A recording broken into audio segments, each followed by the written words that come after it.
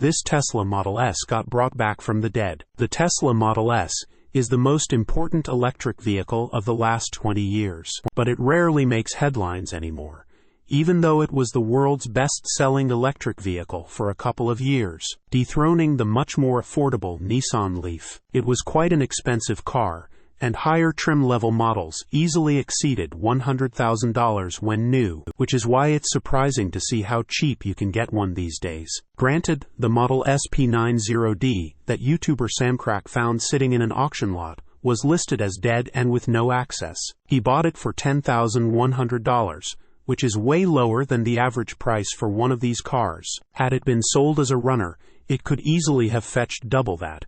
So this was an excellent deal on an EV that is still good even by today's standards. He explains the process of gaining access to the vehicle through the Tesla app and powering it up, which seems pretty straightforward, and he also cleaned off months' worth of dirt and grime, revealing a black paint job that was still in good condition. Sam thinks the car was probably repossessed, and after sitting unused waiting to go to auction, its battery became fully drained, and they were unable to get the door handles to pop out. They probably first listed it as dead. Then, after it sat for a while, they also wrote no access on the windscreen. What's remarkable about this story is that the car was, in fact, very much alive, and all it really needed was some suspension work. This is a cool story that shows you can get an amazing deal on an older Model S if you know what you're looking for. Sure, it may not have the tech, power, or range of newer versions, but it's still a lot of EV for the money. The P90D with P standing for performance was the top of the range model until 2017 when it was replaced by the P100D.